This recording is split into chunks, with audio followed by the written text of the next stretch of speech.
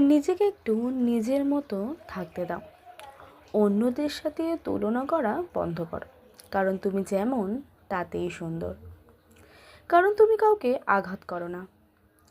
একটাবার ভেবে দেখো, হয়তো তোমার কাছে এমন কিছু আছে যা অন্য কেউ পাওয়ার জন্য প্রার্থনা করে।